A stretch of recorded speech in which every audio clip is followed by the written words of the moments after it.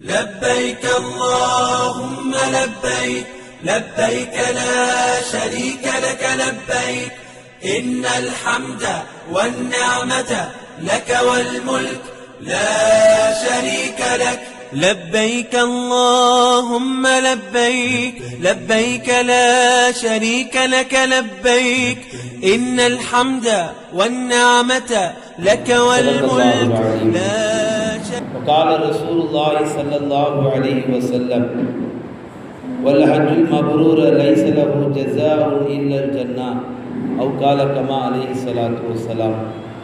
எல்லா புகழும் அல்லாஹ் ஒருவனுக்கே உரித்தானது. நபிகள் பெருமானார் ஸல்லல்லாஹு அலைஹி வஸல்லம் அவர்களின் மீதும் பரக்கத் பொருந்திய அவர்களின் குடும்பத்தார்கள் மீதும் அன்னாருடைய வாழ்க்கை வழிமுறைகளை பின்பற்றிய அத்துணை சத்திய சஹாபாக்கள் மீதும் மற்றும் அனைத்து நல்லுள்ளங்கள் மீதும் அந்த அல்லாஹுவின் சாந்தியின் சமாதானமும் என்றென்றும் வந்து சேரட்டுமாக என்று பிரார்த்தித்தவனாக எனது வார்த்தைகளை துவங்குகிறேன். அல்ஹம்துலில்லாஹ். அல்லாஹுடைய மாபெரும் கிருபை, கடந்த 2 தினங்களுக்கு முன்பதாக இதே ஹாஜிகளுக்கு பயான் வழி அனுப்பு விழா ஏற்பாடு செய்யப்பட்டது. மழையின் காரணமாக அது துண்டிக்கப்பட்டு அந்த நிகழ்ச்சி அப்படியே முடிவடைந்தது. மனதில் ஒரு வருத்தம் இருந்தது. யா அல்லாஹ், என்ன இது சோதனை? நீ நாடினாய், நல்ல விஷயங்களை சொல்ல கேட்க நீ நாடினாய், ஏன் அதை தடுத்தாய்? அவ்வளோதான். மனதில் ஒரு கவலை. அது அல்லாஹ் எதை எப்படி எடுத்துக்கிட்டான்னு தெரில. அந்த கவலையை கபூல் செஞ்சான். 2 நாளைக்கு முன்னாடி எந்த நிகழ்ச்சி நடத்த முடியாமல் போனதோ மழையின் காரணமாக, அல்லாஹு தாலா அதே நிகழ்ச்சியை மீண்டும் நம்மளால் ஒன்றிணைத்திருக்கிறான். அந்த நிகழ்ச்சியை சிறப்பாக நடத்தக்கூடிய ஒரு தருணத்தை அல்லாஹ் நமக்கு தந்திருக்கிறான். அல்ஹம்துலில்லாஹ். நான் சொல்ல வருவது, உங்களுடைய ஹஜ்ஜு இங்கிருந்து ஏற்றுக்கொள்ளப்பட்டது என்பதற்கு இது ஒரு அடையாளம். விளங்குதுங்களா? இங்கே எத்தனை பேர் ஹஜ்ஜுக்கு போகக்கூடியவங்கன்ற அந்த நம்பர் தெரியல. ஆனால் ஹஜ்ஜுக்கு போகக்கூடிய ஹாஜிமார்கள் கண்டிப்பாக இருப்பீங்க. அவங்களுக்கும் சேர்த்து இன்ஷா அல்லாஹ் போக இருக்கக்கூடிய அனைவருக்கும் சேர்த்து தான் இந்த உபதேசம். ஹஜ்ரத் சொன்னதை போன்று 12:40 முடிப்பதற்கு அல்லாஹ் எனக்கு தௌஃபீக் செய்வானாக. அன்பார்ந்தவர்களே, இந்த சபையில் நாம் பேசப்பட வேண்டிய மிக முக்கியமான 3 விஷயங்கள் இருக்குது. ஒன்று என்னன்னா, ஹஜ்ஜுக்கு செல்லக்கூடிய ஹாஜிமார்கள் ஹஜ்ஜின் சிறப்புகளை தெரிஞ்சுக்கணும். ஹஜ்ஜுக்கு போனதுக்கு பின்னாடி உங்களுடைய மகிமை என்ன என்பதை நீங்கள் புரிஞ்சுக்கணும். அதே போல் ஹஜ்ஜு செய்கிறதுக்கு முன்னாடி உங்களுடைய வாழ்க்கை நிலை எப்படி, ஹஜ்ஜுக்கு பின்னாடி உங்கள் வாழ்க்கை எப்படி இருக்கணும் என்பதையெல்லாம் இந்த உபதேசங்கள் உள்ளடங்கியதாக இருக்கும். 2வது செய்தி, இது போல நல்ல காரியங்களை ஊர் ஒன்றாக ஜமாத்தாக இணைந்து இப்படி ஒரு இடத்துல அதை நிர்ணயித்து ஒன்று செய்கிற இந்த நல்ல பண்பு இருக்குது பாருங்கள். இந்த பண்பு காலத்தால் நீடிக்கப்படணும். இப்படி ஒரு சமூகமாக ஒரு ஜமாத்தாக நம்ம ஒன்று கூடும்போது தான் நம் முஸ்லீம் சமூகம் ஒழுக்கமாக கண்ணியமாக எல்லா கடமைகளும் நிறைவேற்றக்கூடிய ஒரு சூழலை அல்லாஹ் உண்டு பண்ணி தருவான். 3வது செய்தி, இந்த சபையில் பேசப்பட வேண்டிய செய்தி, இன்றைய கால சூழல்கள், நம்மை சுற்றி இருக்கக்கூடிய நிகழ்வுகள், நம்மை சுற்றி இருக்கக்கூடிய அரசியல் செய்திகள், அதே போல் இன்றைக்கு நம் முஸ்லீம் சமூகம் எட்ட வேண்டிய கல்வி, அனைத்தையும் உள்ளடக்கிய ஒரு 3 தலைப்புக்குள் ஒரு நல்ல செய்திகளை சொல்லி நிறைவு தர வேண்டும் என்று அந்த அல்லாஹ்ட்ட துஆ செய்தவனாக என் வார்த்தையை துவங்குகிறேன். அல்ஹம்துலில்லாஹ். கண்ணியமானவர்களே, ஆண்டுதோறும் அல்லாஹ்வுடைய மாபெரும் கிருபை என்னன்னா, ஒரு 50 லட்சம் பேர் ஹஜ்ஜி செய்யக்கூடிய ஒரு நசீபை அல்லாஹ் ஒவ்வொரு ஆண்டும் தர்றான். நீங்கள் கஅபத்துல்லாஹ் ஆரம்பத்தில் பார்த்தீங்கன்னா 4 பேர் தான் சுற்றிட்டு இருந்தாங்க. 4 பேர். ஒரு காலம் இருந்தது, கஅபாவை சுற்றுவதற்கு ஆட்கள் இல்லை. அப்பேற்பட்ட ஒரு நெருக்கடியான காலம்.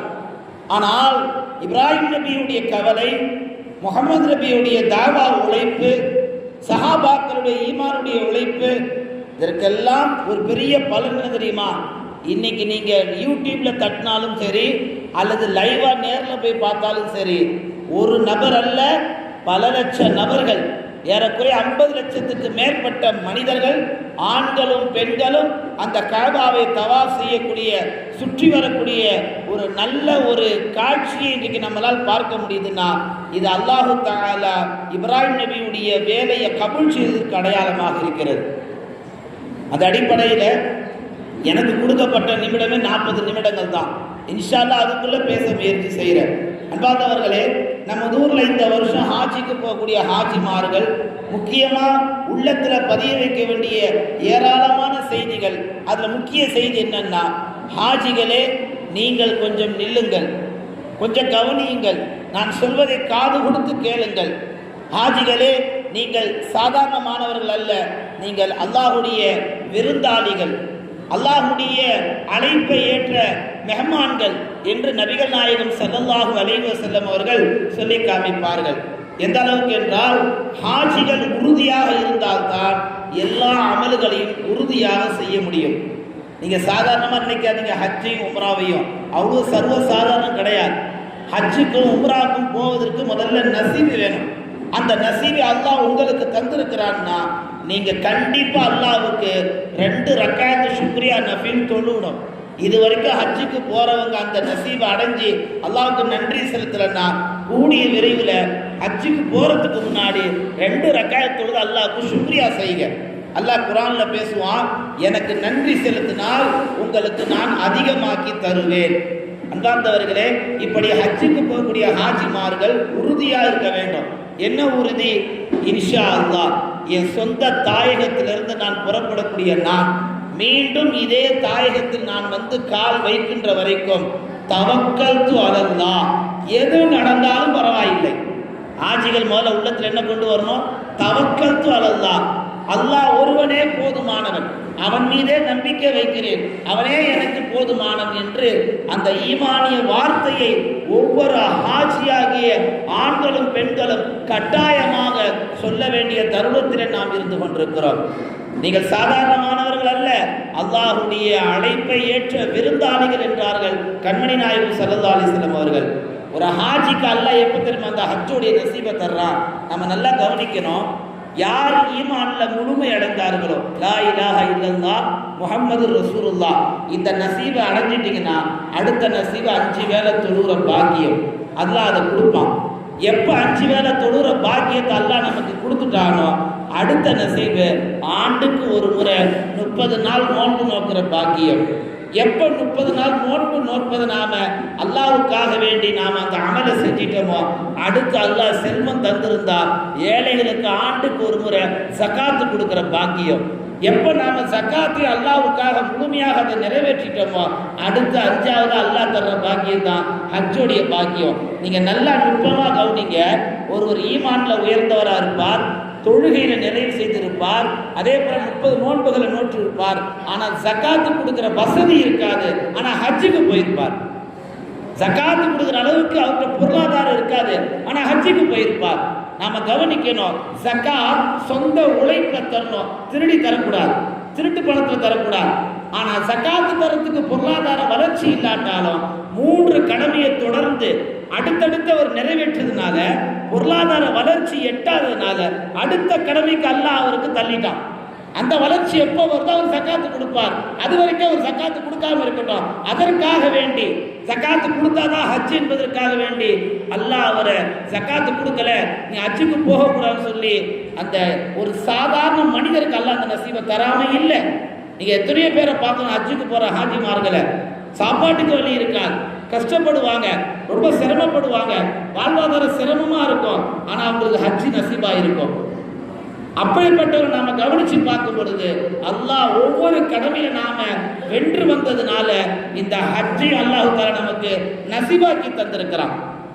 ஹஜ்ஜுக்கு போகக்கூடிய ஹாஜிமாருக்கு நான் சொல்லக்கூடிய செய்தி அதுதான்.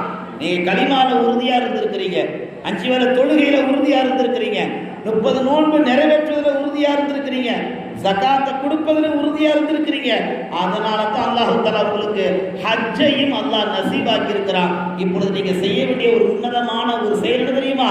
தவக்கல்து அலல்லாஹ், எது நடந்தாலும் பரவாயில்லை, நான் அல்லாஹ்வுக்காக பொறுத்துக் கொள்வேன் என்று அந்த உறுதி ஈமானோடு நீங்கள் சொந்த தாயகத்திலிருந்து புறப்படக்கூடிய அந்த நொடியிலிருந்து மீண்டும் வருகிற வரைக்கும் நீங்கள் அல்லாஹ்வுடைய பொறுப்பு என்பதை உள்ளத்துல விதைக்கணும். ஏன்னா இங்கே சின்ன கூட்டம் தான் இது, இங்கே அழகா போயிடலாம். அந்த லட்சோப லட்ச கூட்டம், அந்த லட்சோப லட்ச கூட்டத்தை பார்த்த உடனே நிறைய பேருக்கு ஒரு பதட்டம் வரலாம், ஒரு விதமான நடுக்கம் வரலாம், ஒரு விதமான பலவீனம் வரலாம். இது எதையும் பொருட்படுத்தக்கூடாது. அல்லாஹ்வுக்காக நாம் ஹஜ் செய்ய புறப்பட்டு விட்டோம், நல்லதும் சரி, அல்லாஹ் எது சோதித்தாலும் சரி நான் நிற்பேன். எப்படி இப்ராஹிம் அலைஹிஸ்ஸலாம் நின்றார்களோ, ஹாஜரா அம்மா நின்றார்களோ, அந்த வரிசையிலே நானும் நிற்பேன் என்று ஒவ்வொரு ஹாஜியும் இந்த மஜ்லிஸிலே உறுதிமொழி எடுக்க வேண்டும். பார்த்தவர்களே, அப்படி நாம் ஒரு தெரு கடந்தோ அல்லது ஒரு ஊரை கடந்து நம்ம ஹஜ்ஜுக்கு போல, கடல் கடந்து ஹஜ்ஜுக்கு போறோம். கடல் கடந்து போவதனால் அது சாதாரணமான பயணம் அல்ல, அல்லாஹ் நமக்கு தந்த ஒரு ஆன்மீக பயணம். அந்த ஆன்மீக பயணத்தில் நாம் வெற்றி அடைய வேண்டும் என்று சொன்னால் முதலில் நம்மிடத்தில் வர வேண்டிய 2 குணங்கள், ஒன்று இறையச்சமும், 2வது இறை நம்பிக்கையும். இந்த தக்வா தான் உங்களை சிறப்பான முறையில் அழைத்து செல்லும். இந்த தக்வா தான் உங்களை அழகிய முறையில் எல்லா அமல்களையும் செய்ய வைக்கும். இந்த தக்வா தான் உங்களை ஒரு உன்னதமான ஹாஜியாக மாற்றும். தக்வா இல்லாமல் எந்த அமலும் அல்லாஹ்விடத்தில் ஏற்கப்படுவது கிடையாது. அதே போல இறை நம்பிக்கையும். அல்லாஹ்வை நம்பினால் மட்டும்தான் எதையும் வெல்ல முடியும். சர்வ சமய காலங்களில் நீங்க பார்த்திருப்பீங்க, ஒரு ஆட்சி நாற்காலியை பிடிப்பதற்காக எம்மதம் சம்மதம் என்ற அடிப்படையில் தேவாலயங்களுக்கு சென்றதென்ன, கோயில்களுக்கு சென்றதென்ன, பள்ளிவாசலுக்கு சென்றதென்ன, நாம் கவனிக்க வேண்டியது அது முஸ்லிமோ இந்தோ அல்லது யகூதி நஸ்ரானியோ யாரோ ஆண்டவன் மீது நம்பிக்கை வைத்தால் மட்டும்தான் எதையும் வெல்ல முடியும். முஸ்லிம்களாகிய நாம் அல்லாஹ்வை நம்புகிறோம். அப்படிப்பட்ட நாம் இந்த உன்னதமான பயணத்தில் அரை மனசோட போகவே கூடாதுங்க. நிறைய ஹாஜிகளை தனியாக கூட்டு போய் ரூம்ல செக் பண்ணுங்களேன். உண்மையிலே உங்களுக்கு பயம் இருக்கா இல்லையான்னு கேட்டா சுத்தி முத்தி பார்த்துட்டு பயமா தான் இருக்கு, இருந்தாலும் என்ன பண்றது, பொருளாதாரம் அந்த வசதி அடைஞ்சிட்டேன், ஹஜ்ஜுடைய அளவு வந்துருச்சு, ஹஜ்ஜு போகிற பாக்கியம் தந்துட்டான், எல்லாம் ஓகே, ஒரு பக்கம் பயம் இருக்குது அப்படின்ற அந்த புலம்பல், அது ஒரு விதமான ஒரு பயம், அது வரக்கூடாது. அது வந்து விட்டால் எல்லாம் தோல்விதான். அன்னைக்கு ஹாஜரா அம்மாவை எப்படி சைத்தான் வழி எடுத்தான், போகாத போகாத, பச்சளம் குழந்தைய விட்டுட்டு போகாத. அவங்க கேட்டாங்களா? அதே சைத்தான் தான் இன்னைக்கு நம்மளே வழி கெடுக்கிறான். போகாத, உனக்கு உடல் சோகம் இல்ல, நீ பலவீனம், உன்னால முடியாது, அந்த கூட்டத்தை சமாளிக்க முடியாது, 1000 சிந்தனைகளை போடுவான். எல்லாத்துக்கும் ஒரே வரியில பதில் கொடுங்க, அவுசு பில்லாஹி மினஷ் ஷைத்தானிர் ரஜீம். இது நமக்கு சர்வசாதாரணமாகி போச்சு. ஆனா ஷைத்தானுக்கு நெருப்புல போட்டு எரிக்கிற மாதிரி இருக்கு இந்த வார்த்தையை கேட்டா. நம்மள அதை பயன்படுத்தாதனால தான் உன்னதமான அமல் நசீபாகியும் ஷைத்தான் வசுவாசத்தை தந்ததால் நிறைய பேர் ஏர்போர்ட் வரைக்கும் போவாங்க. பயம் அவர்களை மீண்டும் வீட்டுக்கு அழைத்து வந்துவிடும். எப்ப எல்லாம் தயாரா இருக்கு, ஏன் எனக்கு பயமா இருக்கு. அது மாதிரி தான் போன மாசம் ஒருத்தர் போனாரு, அப்படியே அவர் அங்கேயே போய் அடக்கமாயிட்டார். அன்பார்ந்தவர்களே, சில விஷயங்களை சபையில சொல்லி ஆக வேண்டும். அதை சொன்னால் தவறாகும் என்று எண்ணினால் நல்ல விஷயங்கள் அரங்கேறாது. யார் எப்படி வேண்டுமானாலும் போகட்டும், என்னுடைய நசீப் அல்லாஹ் எப்படி வைத்திருந்தாலும் கண்டிப்பாக அதை நான் அடைந்தே தீருவேன். அந்த உறுதிமொழி. இன்றைக்கு ஹஜ்ஜுடைய சிறப்புகளை நாம தெரிஞ்சுக்க வேணும். 2வது ஹஜ்ஜுக்கு போகக்கூடிய ஹாஜினுடைய அந்தஸ்தை நாம விளங்கிக்க வேணும். அதே போல ஹஜ்ஜு செஞ்சதுக்கு பின்னாடி நம்மளுடைய நிலை எப்படி இருக்கணும். 2வது 40 நாள் இந்த ஹஜ்ஜு பேக்கேஜில் 5 நாள் தான் ஹஜ்ஜுடைய அமல்கள். இதுல சில பேர் என்ன செய்யறாங்கன்னா, ஹஜ்ஜுக்கு தானே போறோம், எதுக்கு மதீனாவுக்கு போகணும், எதுக்கு ஜியாரத் செய்யணும், எதுக்கு நபியை பார்க்கணும், இப்படி எல்லாத்துக்குமே ஒரு கொஸ்டின், எதுக்குன்னு கேட்டு அதே ஒரு கொஸ்டின், ஆமா நீ எதுக்கு உலகத்துக்கு வரணும், நீ பேபி ஃபார்ம் ஆனவன்னு அவங்க அம்மா உன்னை கருவில் அழிச்சிருந்தா என்னன்றது கேட்டிருந்தா பதில் வந்திருக்குமா? சொல்லுங்க. ஒரு ஹஜ்ஜுக்கு போகக்கூடிய நசீபை பெற்ற நான் மக்காவிலிருந்து மதீனா ஒரு 500 கிலோமீட்டர் தாங்க, மிஞ்சி போனால் 2.5 மணி நேரம். இப்போ உள்ள டிரைவர் காலை வச்சானா எடுக்கிறதே இல்லை, ஆக்சிடென்ட்ல அவன் பிரேக்கும் பயன்படுத்துறதில்ல, கிளச்சும் பயன்படுத்துறதில்ல. மக்கால எடுக்கிற வண்டி மதினால தான் போய் ஆஃப் பண்றான். ஏறக்குறைய 3 மணி நேரம் தான் பயணம், 500 கிலோமீட்டரு. சர்வசாதாரணமாக போய் இறங்கிடலாம். ஒரு 500 கிலோமீட்டர் தூரத்தை கடந்தால் நபியினுடைய ரவுலாவை பார்க்கலாம், நபியுடைய தர்பாரை பார்க்கலாம் என்ற தருணத்தை பெற்ற எத்தனையோ ஹாஜிமார்கள் ஹஜ்ஜை மாத்திரமே முக்கியத்துவம் தருகிறார்கள், ஜியாராவுக்கு முக்கியத்துவம் தருவது கிடையாது. ஏன்னா அவங்க தான் உள்ளூர்லேயே ஜியாரத் இல்லை, அது இல்லை, இது இல்லை, இப்படி எல்லாத்துக்கும் ஒரு காரணம் சொல்லி நபிகள் நாயகம் வரைக்கும் போயிட்டாங்க. நாம ஜியாரத் செய்வது கூடாது. இங்க பொதுவா என்ன ஒரு வியாதின்னா, ஜியாரத்துனா ஒரு தவறான புரிதல் இருக்கு. நபி ஸல்லல்லாஹு அலைஹி வஸல்லம் சொன்னாங்க, நீங்க என்ன செய்யுங்க, மௌத்தாக்களுக்கு ஜியாரத் செய்யுங்கன்னா. நம்ம ஊர்ல ஜியாரத்துனா என்ன? எல்லாரும் ஒன்னா வருவாங்க, ஒரு யாசீன் ஓதுவாங்க, உட்காந்து செய்வாங்க, அவங்க பேர்ல துவா செய்வாங்க. அசல்ல இதுதான். ஆனா நாம நினைக்கிற ஜியாரத்து மதீனால அப்படி கிடையாது. நான் கூட ஊராக்கு போயிருக்கும் போது என்ன நினைச்சேன், அங்க போய் நின்று யாசீன் ஓதலாம், நபி பேர்ல துவா ஓதலான்னு பார்த்தேன். அதுக்கு வாய்ப்பே கிடையாது. அங்க ஜியாரத் என்ன தெரியுமா? அஸ்ஸலாத்து அஸ்ஸலாமு அலைக்க யா ரசூலல்லாஹ், அஸ்ஸலாத்து அஸ்ஸலாமு அலைக்க யா ஹபீபல்லாஹ், அஸ்ஸலாத்து அஸ்ஸலாமு அலைக்க யா ரசூலல்லாஹ் என்ற இந்த வார்த்தை தான் ஜியாரத். ரசூலுக்கு சலாம் சொல்வதுதான், ரசூலுக்கு சலாத்தை எத்தி வைப்பதுதான். இதுதான் ஜியாரத்தினால என்ன அர்த்தம்? சந்தித்தல், ஒருவர் சந்தித்தல். எப்ப ரசூலுல்லாஹ்க்கு சலாமோ அடுத்து அபூபக்கர் ரலி, அடுத்து உமர் ரலி, அவ்வளவுதான் முடிஞ்சு. நீங்க ரசூலுல்லாஹ்க்கு யாசீன் ஓதுவாங்கனாலும் சரிதான், நீங்க ரசூலுல்லாஹ்க்கு புர்தா ஷரீஃப் ஓதுவாங்கனாலும் சரிதான், நீங்க ரசூலுல்லாஹ்க்கு மௌலூத் ஷரீஃப் ஓதுவாங்கனாலும் சரிதான், அந்த தர்பாருக்குள்ள ஒண்ணும் ஓத முடியாது. மதீனாவுடைய வெளிப்புறத்துல வேணா உட்கார்ந்து செய்யலாம், நீங்க நினைக்கிறத ஓதலாம். நபியுடைய தர்பார்ல சலாத்தை தவிர வேற எந்த ஒன்றுக்கும் அனுமதி கிடையாது. கொஞ்சம் யோசிச்சு பாருங்க. பல லட்சம் கிலோமீட்டர் பயணிக்கக்கூடிய நாம், என் பெருமானார் ஸல்லல்லாஹு அலைஹி வஸல்லம் அவர்களுக்கு ஒரு சலாம் சொல்ல நமக்கு நேரம் இல்லையா? யார் யாருக்கும் சலாம் சொல்லுகிறோம்? பஞ்சாயத்து தலைவருக்கு சலாம் சொல்லுகிறோம், ஊர் தலைவருக்கு சலாம் சொல்லுகிறோம், மாமியாருக்கு சலாம் சொல்லுகிறோம், யார் யாருக்கும். அவன் எதிரியா இருந்தால் அவனுக்கு சலாம் சொல்றோம். நமக்கு ஷரியத்தை தந்த நபிகள் நாயகம், நமக்கு தீனை தந்த நபிகள் நாயகம், அவர்களுக்கு சலாத் சொல்லுனாக்கா அது ஷரியத்துல இல்லை, அது ஜாயிஸ் இல்லை, அது வழி இல்லை, அது நபித்துவம் காமிச்சு அது நபி மொழி கிடையாது. நாம போறது ஹஜ்ஜுக்கு தான் என்று பல வியாக்கியானங்களை பேசிக்கொண்டு நசீபாகிய ஹஜ்ஜை நசீபு கட்ட ஹஜ்ஜாக நம்ம ஆக்கிடக்கூடாது. அல்லாஹ் கேட்பான், மக்காவை சுத்தின, சஃபா மர்வாவை சுத்தின, அவன் ஹஜ்ஜுடைய எல்லா காரியங்களும் செஞ்ச, என் ஹபீபை ஏன் சந்திக்கலன்னு அல்லாஹ் கேட்பான். அல்லாஹ் கேட்பான், என் ஹபீபை சந்திக்காதனால் உன் ஹஜ் மப்ரூ ஆகுவது, உன் ஹஜ் கபூல் ஆகுவது சந்தேகம். நபிகள் நாயகம் இல்லாவிட்டால் இந்த உலகமே இல்லை என்று அல்லாஹ் சொன்னான். அப்படிப்பட்ட அந்த நபிகள் நாயகத்துடைய ஹஜ், அந்த ஜியாராவிலே ஹாஜிகள் கண்டிப்பாக முக்கியத்துவம் தர வேண்டும். அல்லாஹ் குர்ஆன்ல சொல்வான், மனிஸ்ததா இலைஹி சபீலா வமன் கஃபர ஃபஇன்னல்லாஹ கனியுன் அனில் ஆலமீன். யார் ஹஜ்ஜுக்கு போவதற்கு சக்தி பெற்றார்களோ, பொருளால் உடலால் அவர்கள் கண்டிப்பாக போக வேண்டும். அப்படி அவர்கள் போக தவறினால் அல்லாஹ் கேட்கிறான், உங்ககிட்ட பொருளாதாரம் இருக்கு, உங்ககிட்ட உடல் பலம் இருக்கு, ரெண்டும் இருந்து நீ போகலனா ஃபஇன்னல்லாஹ, நிச்சயமாக அல்லாஹ் கனியுன் அனில் ஆலமீன், அகிலத்தாருடைய தேவையற்றவன். அல்லாஹ் யாருங்க? எல்லாவற்றையும் தேவையற்றவன். நாம போலன்னு அல்லாஹ்வுக்கு ஒன்றும் இழப்பு கிடையாது, நாம போலன்னு அல்லாஹ்வுக்கு ஒன்றும் கௌரவ குறைச்சல் கிடையாது. நசீபை பெற்று போகாவிட்டால் நம்மை பார்த்து அல்லாஹ் சொல்லுகிறான், நீ நசீபு கெட்டவன். பெருமானார் ஸல்லல்லாஹு அலைஹி வஸல்லம் ஹதீஸ்ல சொல்லி காட்டுவார்கள். ஒரு அதாவது ஹஜ்ஜுடைய ஹதீஸ் என்னன்னு கேட்டீங்கன்னா, வல்ல ஹஜ்ஜுல் மப்ரூர் லைஸ லஹு ஜஸாஉ இல்லல் ஜன்னah. அதாவது ஏற்றுக்கொள்ளப்பட்ட ஹஜ்ஜுக்கு அல்லாஹ் தரக்கூடிய கூலி என்ன தெரியுமா? சொர்க்கத்தை தவிர வேறு ஒன்றும் இல்லை. நாங்கள் நபிகள் நாயகம் ஸல்லல்லாஹு அலைஹி வஸல்லம், உங்க ஹஜ்ஜு கபூல் ஆயிடுச்சுன்னா அல்லாஹ் உங்களுக்கு தர்றது ஜன்னத்துல் ஃபிர்தௌஸ். நாங்கள் நபிகள் நாயகம், இந்த உலகத்துல நம்ம மாளிகையை கட்டியிருக்கலாம், சொகுசு வாழ்க்கை வாழலாம், ரூஹ் போயிடுச்சுன்னா எதையும் பேர்த்து எடுத்து கபருக்கு பக்கத்தில் வச்சுக்கவே முடியாது. முதல்ல இந்த உலகத்தின் மீது மோகம் வைப்பது பெரிய தவறு.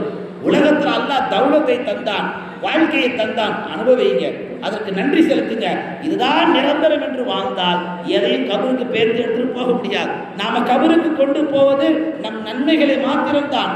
ரசூல் சொன்னார்கள், உங்கள் ஹஜ்ஜு கபூலானதற்கு அடையாளம் என்ன தெரியுமா? ஜன்னத்துல் ஃபிர்தௌஸ். நாளை மறுமையில் இந்த அடியான் கேட்பான், நான் ஹஜ்ஜு செஞ்ச யா அல்லாஹ், எனக்கு ஏன் சொர்க்கம் தரல? அவருக்கு சொர்க்கம் தந்திருக்கிற. இத்தனைக்கும் என்னோட பொருளாதாரத்துல ரொம்ப வலிமை மிக்கவர் கிடையாது, அவர் பலவீனமானவர், ரொம்ப ஏழ்மையானவர். ஆனா அவர் ஹஜ்ஜை ஏற்க அவருக்கு சொர்க்கத்தை தந்திருக்கிற, எனக்கு ஏன் தரல? அல்லாஹ் சொல்வான், அவர் ஏழ்மையானவராக இருந்தாலும் அவர் ஹஜ்ஜில் ஈமான் இருந்தது, அல்லாஹ்வின் மீது நம்பிக்கை இருந்தது, ஹஜ்ஜிலே அல்லாஹ்வுக்காக வேண்டி அந்த ஹஜ் இருந்தது. ஆனால் உங்களுடைய ஹஜ் அப்படி அல்ல. வீட்டு வாசலிலே ஹாஜி என்று போர்டு போட வேண்டும், வாட்ஸ்அப்பிலே ஒரு ஏதாவது மெசேஜ் போடும்போது ஹாஜி காஜி என்று போட வேண்டும், ஒரு நிக்கா சபையிலே உங்களை அழைக்கின்ற பொழுது ஹாஜி என்று அழைக்க வேண்டும். நீ பெருமைக்காக ஹஜ்ஜி செய்தார், அதனால் உன் ஹஜ்ஜி ஏற்றுக்கொள்ளப்படவில்லை. நபிகள் நாயகம் ஸல்லல்லாஹு அலைஹி வஸல்லம் வாழ்நாளில் ஒரு ஹஜ்ஜி தான் செஞ்சார். ஆனால் எந்த தருணத்திலையும் சஹாபாக்கள்கிட்ட நான் சபைக்கு வரும்போது நான் ஹாஜின்னு கூப்பிடுங்க ரசூலுல்லாஹ் சொன்னதே கிடையாது. நீங்க ஹதீஸை பிரட்டி பாருங்க, ஒரு சஹாபியை கூட பெருமானார் ஸல்லல்லாஹு அலைஹி வஸல்லம் அவர்களை யா ஹாஜி முஹம்மத் என்று அப்படி அழைத்ததே கிடையாது. ரசூல் ஸல்லல்லாஹு அலைஹி வஸல்லம் சொல்வார்கள், என்னை அளவுக்கு மீறி புகழாதீர்கள், என்னை அல்லாஹ்வின் அடிமை என்றே சொல்லுங்கள், என்னை முஹம்மது என்றே சொல்லுங்கள், வேற எதுவும் சொல்ல வேணாம். நான் ஹாஜியா இருக்கட்டும் அல்லது ஆலிமா இருக்கட்டும் முஃப்தியா இருக்கட்டும், அல்லாஹ் தந்த திறமை. ஆனால் அதை கூப்பிட்டு என்னை புகழுக்குரியவனாக ஆக்கி விடாதீர்கள். நான் சொல்ல வருவது, ஹஜ்ஜுக்கு போகக்கூடிய ஆஜிமார்கள் உள்ளத்தில் பெருமை இருந்தால் இந்த சபையில தூக்கி வெளியே போட்டிருக்கேன். அந்த பெருமையோடு நாம் ஃப்ளைட் ஏறணும்னா அல்லாஹ் மெட்ராஸ் ஏர்போர்ட்லேயே நமக்கு ஹஜ்ஜி நசீபில் முடிவு பண்ணிடுவான். பார்த்தவர்களே, வாழ்க்கையில ஹஜ்ஜி இன்னைக்கு எப்படி ஆயிடுச்சுன்னு கேட்டீங்கன்னா, அது ஒரு முதுமை கால ஹஜ் என்பதால் முத்திரை கொடுக்கப்பட்டிருக்கு. நம்மள நிறைய பேர் பாருங்க, ஹஜ்ஜுக்கு போகக்கூடிய ஹாஜிமார்கள் பெரும்பாலான ஹாஜிமார்கள் வயசானவர்களா இருக்கிறாங்க.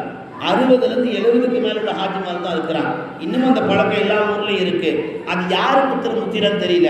ஹஜ்ஜுனாலே 50க்கு மேல தான் விசா டிக்கெட்டு, ஹஜ்ஜுனாலே 60க்கு மேல தான் விசா டிக்கெட்டு, அதுக்கு கீழே நீ வந்தா உங்களுக்கு விசா டிக்கெட் கிடையாது அப்படி யாராவது சொல்றாங்களா?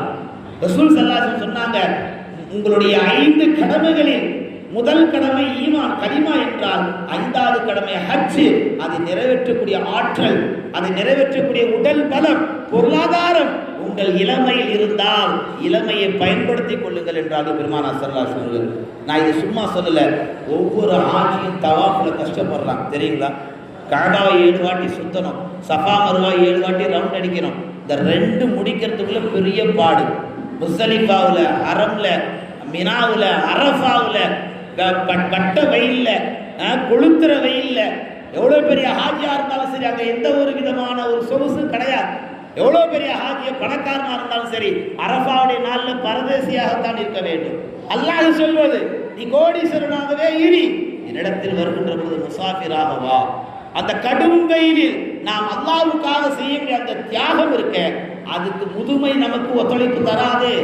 நிறைய பேர் என்ன பண்றாங்க, 50 வயசுல 60 வயசுல 70 வயசுல போறாங்க, அவங்களால ஹஜ்ஜை முக்கம்மல் பண்ண முடியல. நபி ஸல்லல்லாஹு அலைஹி வஸல்லம் சொன்னாங்க, ஹஜ் என்பது முதுமைக்கான ஹஜ் அல்ல, ஹஜ் இளமையில நிறைவேற்றுவதுதான். நீங்க இளம் வயசுல ஹஜ்ஜுக்கு போயிட்டு வாங்க, அல்லது இளம் வயசுல உம்ராக்கு போயிட்டு வாங்க, கண்டிப்பா உங்களுடைய எல்லா அமலும் சக்சஸ்ங்க. 7 ரவுண்ட்ல கரெக்டா 7 ரவுண்ட் முடியும். 7 ரவுண்ட்ல சஃபா மர்வா கண்டிப்பா அது நிறைவேறும். ஏன் சொல்றேன்னா, இளமை வயசுல உடல் பலம் இருக்கும், உடல் தோய்வு ஏற்படாது, உடல் விதமான பலவீனம் ஏற்படாது, கண்டிப்பா போயிட்டு வந்துட முடியும். ஆனா முதுமையில உங்களால காபத்துல ஒரு சுத்துனாலே அதுக்கே பல சுத்த உங்களுக்கு. அந்த நேரத்தில் போய் கஷ்டப்பட்டு கவலைப்பட்டு எதுக்கு? அதான் அல்லாஹ் சொன்னால், நீங்கள் உங்கள் ஹஜ்ஜை இளமை காலத்தில் நிறைவேற்றுங்கள். இந்த சமூகத்தில் ஹஜ் என்றால் அது முதுமையாக முத்திரை கொடுத்தப்பட்டிருக்கு. யாராவது உங்க ஊர்ல அது உங்க சொந்த பந்தத்தில் ஹஜ்ஜு முதுமை காலத்தில் செய்து நியத்து பண்ணியிருந்தா அவங்களுக்கு செய்தியை கண்டிப்பா எடுத்து போய் சொல்லுங்க. பெருமானார் ஸல்லல்லாஹு அலைஹி வஸல்லம் சொல்வார்கள், இன்னும் கல்யாணம் இருக்கு, குழந்தை பெற வேண்டி இருக்கு, வீடு கட்ட வேண்டி இருக்கு, கடன் இருக்கு, அந்த பிரச்சனை இருக்கு, இந்த பிரச்சனை இருக்கு என்று உலக காரணங்களை முன்வைத்து ஹஜ்ஜை வசதியும் உடல் பொருளாதாரமும் உடல் பலமும் பெற்று யார் உலக காரணங்களை முன்வைப்பார்களோ அவர்களுடைய உலக பிரச்சனை ஒருபோதும் முடிவுக்கு வராது. நீங்க நிறைய வீட்டை பாருங்களேன், 10 வருஷமா கட்டிட்டு இருப்பாங்க.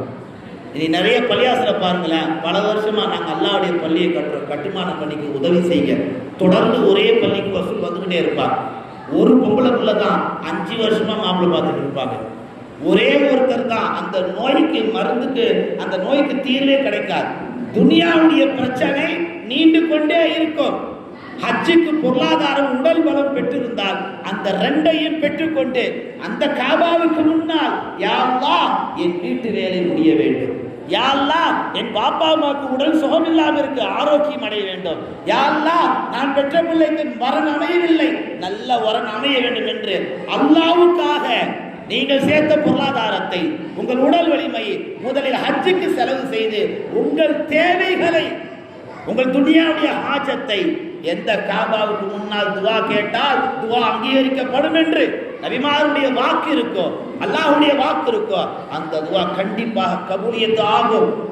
ஹஜ்ஜுக்கு போகக்கூடிய உம்ராக்கு போகக்கூடிய ஹாஜிமார்களுக்கு ஒன்று சொல்லுவாங்க. என்ன சொல்லுவாங்க தெரியுமா? காபத்துல்லாவை பார்த்த உடனே கேட்கிற முதல் துவா இருக்கு பாருங்க, அது கண்டிப்பா கபூல் ஆகுவாங்க. அதனால நிறைய பேர் டெக்னிக்காக எப்படி நம்ம துவா செய்வோம், காபத்துல்லா பார்த்த உடனே நிறைய யோசிப்பாங்க, என்ன கேட்கறது எது கேட்கறது, இப்படி செஞ்சிருவாங்க. யா அல்லாஹ், நான் எப்போ கையேந்தினாலும் என் துவா கபூலாயிரும், என் வாழ்நாளில் நான் எப்போ உங்ககிட்ட கையேந்தினாலும் என் துவா கபூலாயிரும் என்று சொல்லி ஒட்டுமொத்தமாக தன் ஆயுள் முழுக்க எப்பொழுதெல்லாம் அல்லாஹ்விடத்தில் கையேந்துகிறாரோ அப்பொழுதுதான் என் துவா மறுக்கவே கூடாது என்று ஒரே அடி அல்லாஹ்விடத்தில். இவர் ஊருக்கு போயிட்டு வந்து சொந்த ஊர்ல இவரை சுத்தி ஹராம் நடக்கும், துவா கபூலாகாது. ஆனால் இவர் கேட்டதின் காரணமாக அல்லாஹ் இவர் துவாவை மாத்திரமே கபூல் செய்வான். இது எதை காட்டுகிறது? ஹஜ்ஜுக்கு தரக்கூடிய முக்கியத்துவம் முதன்மையாக இருந்தால் உங்கள் உலக பிரச்சனை அல்லாஹ் தஆலா தவிடுபடியாக ஆக்கி விடுவான். இன்னைக்கு நம்மள இந்த ஹஜ்ஜை எல்லாம் உதாசீனப்படுத்துறோம். நபி ஸல்லல்லாஹு அலைஹி வஸல்லம் சொன்னாங்க, ஹஜ்ஜை தீவிரமா நிறைவேற்றுங்கன்னாங்க. ஏன் தெரியுமா? ரெண்டு விஷயம் உங்களை எப்படி என்ன வந்து செய்யும் தெரியாது. ஒன்று நோய், ரெண்டாவது எதிர்பாராத முசீபத்துன்னா. நோய் எப்போ வரணும் தெரியாது, முசீபத்து எப்போ எப்படி வரணும் தெரியாது. பொருளாதாரம் உடல் பலம் இருந்து ரெண்டையும் தள்ளி போட்டீங்கன்னா ஒன்று நோய் வந்து உங்களை பீடிக்கும், இல்லாவிட்டால் முசீபத்து உங்களை வந்து பீடிக்கும் என்றால் கண்மணி நாயகம் ஸல்லல்லாஹு அலைஹி வஸல்லம் அவர்கள் பெருமானா ஸல்லல்லாஹு அலைஹி வஸல்லம் சொல்லி காமிப்பார்கள். ஆயிஷா அம்மா கேட்பாங்க, யா ரசூலல்லாஹ், பெண்களாகிய நாங்கள் ஜிஹாதுக்கு வரலாமா, சண்டையிடலாமா? நபிகள் நாயகம் சொன்ன அற்புதமான வார்த்தை தெரியுமா? உங்களுக்கான ஜிஹாத் அல்லாஹ்வுடைய பாதையிலே நீங்கள் ஹஜ்ஜை நிறைவேற்றுங்கள். அது கத்தி இல்லாத ஜிஹாத், ரத்தம் இல்லாத ஜிஹாத். ஒரு பெண் ஹஜ்ஜை முழுமையாக நிறைவேற்றினால் ஜிஹாதுக்கு சமமானவள் என்று நபிகள் பெருமானார் ஸல்லல்லாஹு அலைஹி வஸல்லம் சொல்லி காமித்தார்கள். ஒரு ஹஜ்ஜை முழுமையாக நிறைவேற்றினால் ஃபீ சபீலில்லாஹ், அல்லாஹ்வுடைய பாதையிலே போர் செய்ததுக்கு சமம் என்று பெருமானார் குறிப்பிட்டார்கள். பார்த்தவர்களே, நம் சமூகத்தில் ஒரு தவறான பேச்சுக்கள் இருக்கு. என்ன தெரியுமா? ஒரு ஹாஜி 5 வாட்டி 10 வாட்டி ஹஜ்ஜி செஞ்சிருப்பார். அவரை பார்த்து ஊர் மக்கள் என்ன சொல்லுவாங்க தெரியுமா? பண திமிரு, பண கொழுப்பு. எத்தனை வாட்டி ஹஜ்ஜி செய்யறாங்க? கொஞ்சமாக மனசாட்சி இருக்கா? இவனே போறான், ஏழையை அனுப்பி வைக்க மாட்டேங்கிறான். இத்தனை வருஷமா பள்ளிவாசல் இமாமா இருக்கிறார், அவர் அனுப்பி வைக்க மாட்டேங்கிறான்.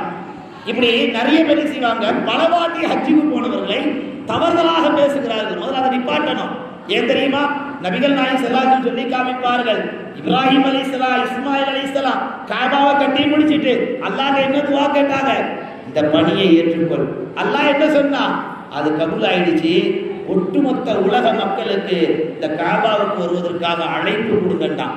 இப்ராஹிம் நபி சொன்னாங்க, யா அல்லாஹ், நான் அழைப்பு விடுத்தால் இந்த காபாவுக்கு மாத்திரமே கேட்கும், என் பக்கத்தில் இருக்கும் மகன் இஸ்மாயிலுக்கு கேட்கும், உலகத்துக்கு எப்படி கேட்கும் யா அல்லாஹ்? அல்லாஹ் சொன்னான், ஹலீலுல்லாஹ், நீங்கள் சத்தமிட்டு சொல்லுங்கள், உங்கள் சத்தத்தை இந்த உலகம் முழுக்க கொண்டு போய் சேர்ப்பது என்னுடைய கடமை என்று அல்லாஹ் சொன்னான். உலமாக்கள் சொல்லி காமிப்பார்கள், ஆலமே அருவா, ரூஹுகள் மட்டும் இருக்கக்கூடிய அந்த உலகத்தில் உள்ள அத்துணை ஆன்மாக்களுக்கும் அல்லாஹு தஆலா நபி இப்ராஹிம் அலைஹிஸ்ஸலாம் கொடுத்த அந்த அழைப்பை கொண்டு போய் சேர்த்தான். கருவில் உள்ள குழந்தை உட்பட அதற்கு அத்துணை ஆத்மாக்களும் அத்துணை ரூஹுகளும் சொன்ன ஒரு ஜவாப் என்ன தெரியுமா? லப்பைக். இன்னைக்கு யாரெல்லாம் ஹஜ்ஜில லப்பைக் என்று சொல்லுகிறார்களோ அத்துணை பேரும், இதற்கு முன்னாடி யாரெல்லாம் சொன்னார்களோ அந்த அத்துணை பேரும், இனி உலகம் அழிகிற வரைக்கும் யாரெல்லாம் சொல்லுவார்களோ அத்துணை பேரும் கண்டிப்பாக ஹஜ்ஜி நசீபு பெற்றவர்கள், உம்ராக்கு நசீபு பெற்றவர்கள். சாதாரணமாக கோடிகளை வைத்திருந்தால் போக முடியாது. அந்த அழைப்புக்கு யார் பதில் தந்தார்களோ அவர்கள் மாத்திரமே அந்த இடத்திற்கு போக முடியும். அப்படி ஒருவர் ஒரு வாட்டி லப்பைக் என்றால் ஒரு ஹஜ் நசீப், 2 வாட்டி லப்பைக் என்றால் 2 ஹஜ் நசீப், 3 வாட்டி லப்பைக் என்றால் 3 ஹஜ் நசீப். இப்படி இப்ராஹிமுடைய அழைப்பிற்கு யார் எத்தனை வாட்டி பதில் சொன்னார்களோ அத்தனை அவர்கள் ஹஜ் செஞ்சே தீருவார்கள், உம்ரா செஞ்சே தீருவார்கள். இதை விளங்காத சமூக மக்கள் பண திமிர்ல போறார், பண கொழுப்புல போறார் என்று ஹஜ்ஜுக்கு போகக்கூடிய ஹாஜிமார்களை உதாசீனப்படுத்தி ஏளனப்படுத்தி பேசக்கூடிய அவலத்தை இன்றைக்கு இந்த சமூகத்தில் நாம் பார்த்து கொண்டுதான் இருக்கிறோம். அன்பார்ந்தவர்களே, பெருமானார் ஸல்லல்லாஹு அலைஹி வஸல்லம் சொல்லி காமிப்பார்கள், இமாம் என்று சொல்லக்கூடிய ஒரு மிகப்பெரிய ஒரு சஹாபி, இமாம் நாபி என்று சொல்லக்கூடிய அவர் ஏறக்குறைய தன்னுடைய வாழ்நாட்கள்ல 30 ஹஜ்ஜை நிறைவேற்றியிருக்கிறார். இமாம் ஹசன் ரலியல்லாஹு அவர்கள் 15 வாட்டி ஹஜ்ஜை நிறைவேற்றியிருக்கிறார்கள். சஹாபா பெருமக்கள் ஹஜ்ஜை பல வாட்டி நிறைவேற்றியிருக்கிறார்கள். காரணம் என்ன தெரியுமா? எத்தனை வாட்டி நாம் ஹஜ்ஜை நிறைவேற்றுகிறோமோ அத்தனை வாட்டி நாம் லப்பை சொன்னதற்கு நாம் பதில் நிறைவேற்றுகிறோம் என்று பொருள். ஆகையால் பொருளாதார பலம், உடல் பலம் இருந்தால் ஒவ்வொரு ஆண்டு முடிந்தாலும் தாராளமாக செய்யுங்கள். அந்த ஒவ்வொரு ஆண்டு நீங்கள் இப்ராஹிம் நபியுடைய அழைப்புக்கு பதில் தந்திருந்தால் கண்டிப்பாக அல்லாஹ் உங்களுக்கு ஒவ்வொரு ஆண்டும் அந்த நசீபை தருவான். பெருமானார் ஸல்லல்லாஹு அலைஹி வஸல்லம் சொல்லி காமிப்பார்கள், ஹஜ்ஜுக்கு போகக்கூடியவர்கள், அதாவது 3 பெரும் நன்மையான காரியம் உங்களுடைய ஒட்டுமொத்த பாவத்தை மன்னிக்கிறது. ஒன்று, யார் இஸ்லாத்துக்கு வந்தார்களோ அவர்கள் பாவங்கள் அனைத்தும் மன்னிக்கப்படும். யார் அல்லாஹ்வுக்காக உயிர் தியாகம் செய்தார்களோ அவர்கள் பாவங்கள் அனைத்தும் மன்னிக்கப்படும். யார் ஹஜ்ஜை நிறைவேற்றினார்களோ அவருடைய பாவங்கள் மன்னிக்கப்படும். எனவே நீங்கள் சாதாரணமானவர்கள் அல்ல, அல்லாஹ்வுடைய அழைப்பு விருந்தாளிகள். நீங்க போய் அல்லாஹ்ட்ட எதை கேட்டாலும் அவன் தர தயாராக இருக்கிறான். அல்லாஹ்வை அழைத்தால் அந்த அழைப்புக்கு அவன் பதில் கொடுக்க தயாராக இருக்கிறான். எனவே ஆஜிமார்களே, உங்களை மறந்து உலக வாழ்க்கையில அங்கே போய் மூழ்கிறார். செயின் வாங்கணும், மோதிரம் வாங்கணும், ஷாப்பிங் பண்ணணும், மக்காவை சுத்தணும், இப்படி துனியாவுடைய மோகத்தை அங்கேயே கொண்டு போய் நீங்க காமிச்சிங்கன்னா உங்களுடைய ஹஜ்ஜு ஏற்றுக்கொள்ளப்படாத ஹஜ்ஜாக போய்விடும். பெருமானார் ஸல்லல்லாஹு அலைஹி வஸல்லம் ஒரு முறை ஒட்டகத்தில் போய்கிட்டு இருக்கிறாங்க. கூட ஒரு சஹாபி எஹ்ராம் ஆடையை கட்டிட்டு அவங்களும் போகிறாங்க ஹஜ்ஜுக்கு. போகும்போது ஒட்டகத்திலிருந்து கீழே விழுந்துடுறாங்க.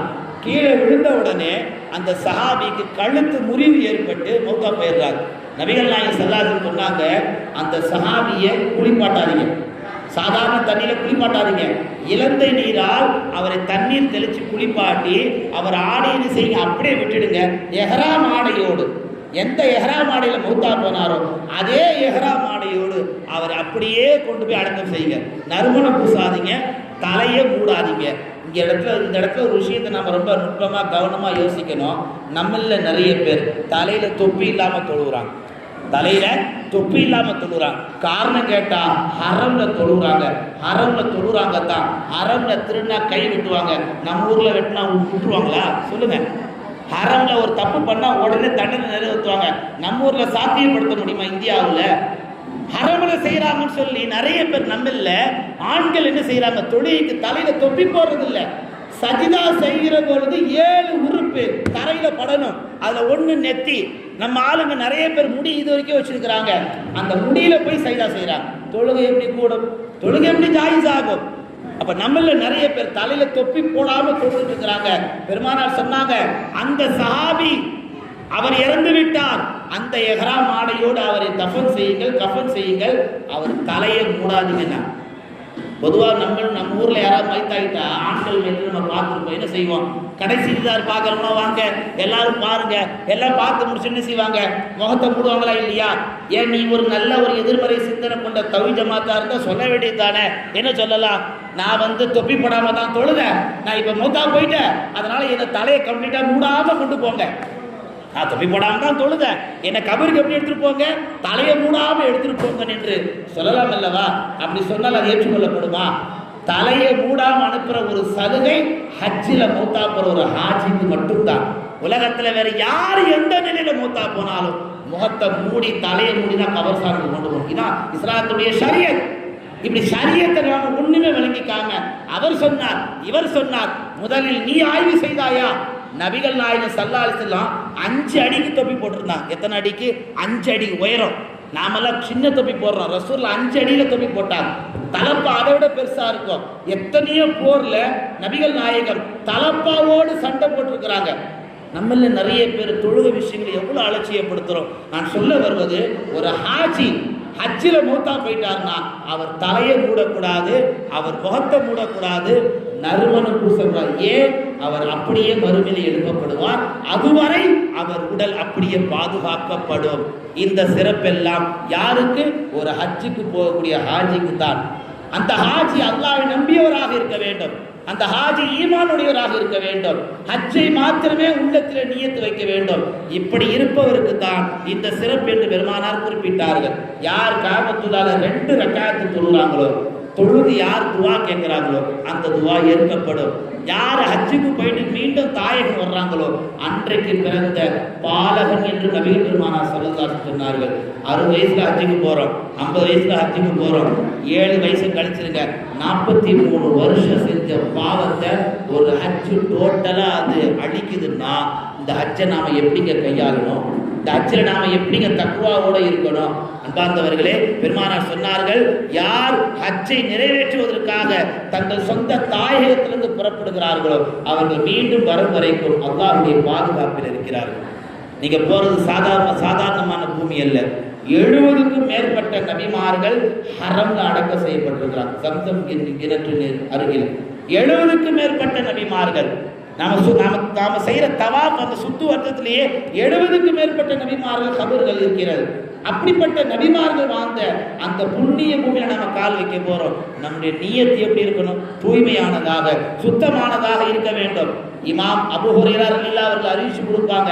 என்ன சொல்லுவாங்க தெரியுமா? கஅபத்துல்லாஹ் எப்படி உருவாச்சு? உலகம் படைப்பதற்கு 2000 வருஷத்துக்கு முன்னாடியே கஅபத்துல்லாஹ் உருவாயிடுச்சு. இமாம் அபூ ஹுரைரா அவர்கள் சொல்லி காமிக்கிறாங்க, உலகம் படைப்பதற்கு 2000 வருஷத்துக்கு முன்னாடி காபா உருவாயிடுச்சு. அல்லாஹ் 2 மலக்க வானத்திலிருந்து இறக்கி 2 மலக்க இந்த உலகத்துல யாருமே இல்லை. அந்த 2 மலக்கு தான் காபாவை தவாஃப் செஞ்சான். 2 மலக்கு 2000 வருஷம் தவாஃப் செஞ்சான். அதற்கு பின் தான் அல்லாஹ் அந்த 2 மலக்கு செஞ்ச அந்த தவாஃபிலே நபி ஆதம் அலைஹிஸ்ஸலாமை இறக்கினான். ஒரு மலக்கு கூட்டத்தை இறக்கினான். அதற்கு பின்னால் தான் அடுத்தடுத்து மனித இனத்தை அல்லாஹ் தஆலா பெருக்க செய்தான். இந்த உலகம் படைப்பதற்கு 2000 ஆண்டுக்கு முன்னாலே உருவாக்கப்பட்ட ஒரு புனித ஆலயம் தான் காபா. அந்த காபா இன்னைக்கு நாம சர்வசாதாரணமா ஹஜ்ஜுக்கு போயிட்டு வந்துடுறோம். காபத்துல்லாஹ் வரலாற்றில் ஏறக்குறைய 40க்கும் மேற்பட்ட முறை அடிப்பதற்கு, அடியோடு நகர்த்துவதற்கு முயற்சி செய்திருக்கிறார். ஏறக்குறைய நபி ஸல்லல்லாஹு அலைஹி வஸல்லம் அவர்களுடைய மௌத்துக்கு பின்னால, ஒரு 3 நூற்றாண்டுக்கு பின்னால, நபி ஸல்லல்லாஹு அலைஹி வஸல்லம் வஃபாத்துக்கு பின்னால காபத்துல்லாஹ் அழிப்பதற்காக ஒரு பெரிய பட்டாளம் ஹாஜிமார்கள்லாம் ஹஜ்ஜி செஞ்சுட்டு இருக்கிறாங்க. ஹஜ்ஜி செஞ்சிருக்கக்கூடிய ஹாஜிமார்களை அன்னைக்குள்ள அந்த தீயவர்கள் ஹஜ்ஜி செஞ்ச ஹாஜிமார்கள் 30க்கும் 40க்கும் மேற்பட்ட ஹாஜிமார்களை வாள்களால் வெட்டினார்கள். வரலாற்றில் எழுதப்படுது, காபத்துல்லாஹ் தவாஃப் செய்யக்கூடிய அந்த சுற்று வட்டாரம் இருக்குல்ல, அந்த காபத்துல்லாஹ் சுத்தி முட்டி அளவுக்கு, கழுத்தளவுக்கு வெறுமனே ரத்த ஆறா ஓடிச்சு. ரத்த ஆறுகளாக ஒரு காலம் காபா காட்சி அளித்தது. சம்சம் கிணற்றிலே பல பிணங்கள் கிடந்தது. ஒரு காலம் காபா என்பது சுதந்திரமாக தவாஃப் செய்ய முடியாது. ஒரு காலம் காபா என்பது சுதந்திரமாக கண்களால் கூட பார்க்க முடியாது. ஏன் காபா சவுதியில தான் இருக்கணுமா? அது பஹ்ரைன்ல இருக்கக்கூடாதா? அது ஈராக்ல இருக்கக்கூடாதா? அது அமெரிக்காவில் இருக்கக்கூடாதா என்று பல தீயவர்கள் காபாவை கைப்பற்றுவதற்கு, காபாவை செங்கலாக பிளப்பதற்கு, எடுப்பதற்கு பல முயற்சி எடுத்தார்கள். அத்தனை முயற்சியும் அல்லாஹ் தஆலா தோற்கடித்தான். எதற்காக? காபா அல்லாஹ்வுடைய வீடு, அவன் பாதுகாப்பான். நபி ஸல்லல்லாஹு அலைஹி வஸல்லம் சொல்லுவாங்க, இந்த உலகம் அழிக்கப்படுவதற்குள்ள காபாவை தவாஃப் செய்யற வாய்ப்பு கிடைச்சா தவாஃப் செஞ்சிருக்கோம். ஏன் தெரியுமா? இந்த உலகத்துல 2 வாட்டி காபாவை இடிப்பதற்கு முயற்சித்தார்கள். 3வது வாட்டி முயற்சி செய்தால் கண்டிப்பாக காபா உயர்த்தப்படும் என்று நபிகள் பெருமானார் ஸல்லல்லாஹு அலைஹி வஸல்லம் அவர்கள் சொல்லி காமிப்பார்கள். அன்பார்ந்த அல்லாஹ்வின் நல்லடியார்களே, நாம் வாழக்கூடிய இந்த உலக வாழ்க்கை அல்லாஹ் நமக்கு தந்த ஒரு அற்புதமான ஒரு பாக்கியம். பாக்கியம் பெற்ற இந்த உலகத்திலே ஹஜ்ஜு செய்வதற்கு நசீபை தந்திருக்கிறான். ஹஜ்ஜுக்கு போகக்கூடிய ஹாஜிமார்கள் கண்டிப்பாக துஆ செய்யுங்கள். இஸ்லாமிய உம்மத்தில் ஒரு முஸ்லீம் கூட தவறக்கூடாது. யா அல்லாஹ், அத்தனை முஸ்லிம்களும் காபாவை தவாஃப் செய்ய வேண்டும். அத்தனை முஸ்லிம்களும் உன் ஹபீப் ரௌலாவை ஜியாரத் செய்யணும் என்ற இந்த உயர்தரமான துஆவை அல்லாஹ்வுடைய சமூகத்தில் முன்வையுங்கள். அதே போன்று உங்கள் பிள்ளைகளுக்கு நல்ல கல்வியை கொடுங்கள், உயர்ந்த கல்வியை கொடுங்கள். உங்கள் பிள்ளைகளை தயவு செய்து குறைந்த கல்வியில மாத்திரம் படிக்க வைத்தவர்கள் நிப்பாட்டி. நம் சமூகத்தில் கல்வியில பின்தங்கினதுனால தான் நம்ம ஆளுங்க அரசியலுக்குள்ளேயும் போக முடியல, ஆன்மீகத்துக்குள்ளேயும் போக முடியல. ஒரு குறிப்பிட்ட வாழ்க்கை, வெளிநாட்டுக்கு போயிட்டு வந்தானா மாப்பிள்ளை பேர்காவ் ஆறு தேதாலும் பெத்தாக்கு தீஜா, வெளிநாட்டுக்கு போயிட்டு இருக்க ஒரு அங்கீகாரம் கிடையாது. யாரை ஏற்றி விட்டாலும் ஃப்ளைட்டில் போகத்தான் போகிறாங்க, வரத்தான் போகிறாங்க. வெளிநாட்டு வாழ்க்கை ஒரு அங்கீகாரம் கிடையாது. இல்மு, அந்த கல்வி தான் நமக்கான அங்கீகாரம். அது துனியாவுடைய இல்மு, ஆகிரத்துடைய இல்மு. அதை உங்கள் பிள்ளைகளுக்கு தாராளமாக கொடுங்கள். இந்த கூனிமேட்டில் வரலாறு பேச வேண்டும். கூனிமேட்டுக்குள்ள கால வைத்தால் வழக்கறிஞர்கள் இருப்பார்கள், கூனிமேட்டுக்குள்ள கால வைத்தால் மருத்துவர்கள் இருப்பார்கள், கூனிமேட்டுக்குள்ள கால வைத்தால் ஆலிம்கள் இருப்பார்கள் என்ற வரலாறு உங்கள் ஊரை பார்த்து பேச வேண்டும். அதே போன்று இன்றைய சூழல் ஒரு மோசமான சூழல். தவறானவர்கள் பின்னால் நம் சமூக மக்கள் போய் கொண்டிருக்கிறார்கள். நம் பிள்ளைகளை கண்டித்து வைப்பது நம்முடைய கட்டாய கடமையாக இருக்கிறது. குறிப்பாக நடிகர்களுக்கு பின்னால் போவதை பெற்றோர்கள் கண்டிப்பாக கட்டாயமாக கண்டிக்க வேண்டிய ஒரு தருணம். தலைவர் யாராக இருப்பது முக்கியமில்லை, அந்த தலைவர் சமூகத்தில் ஒழுக்கமிக்கவரா, அவரை பின்பற்றுவதற்கு என் பிள்ளை தகுதியானவனா என்ற தூர தொலைநோக்கு சிந்தனை எல்லாம் நம் பெற்றோர்களுக்கு வர வேண்டும். எல்லாம் வல்ல அல்லாஹு தஆலா புனித ஹஜ் பயணத்திற்காக பயான் ஏற்பாடு செய்த நல்லுள்ளங்களுக்கும் அதே போன்று இந்த பயானுடைய சபையிலே கலந்து கொண்ட அத்துணை நல்லுள்ளங்களுக்கும் அல்லாஹு தஆலா இதனுடைய கூலியை நிரப்பமாக தருவானாக. எந்த நல்ல விஷயங்களை நாம் பேசினோமோ, எந்த நல்ல விஷயங்களை நாம் கேட்டோமோ, அதன்படி பேசிய எனக்கும் அதன்படி கேட்ட உங்களுக்கும் அல்லாஹ் அமல் செய்யக்கூடிய நசீபை வழங்குவானாக. ஆமீன். வ ஆகிரு தஅவானா அனில் ஹம்துலில்லாஹி ரப்பில் ஆலமீன்.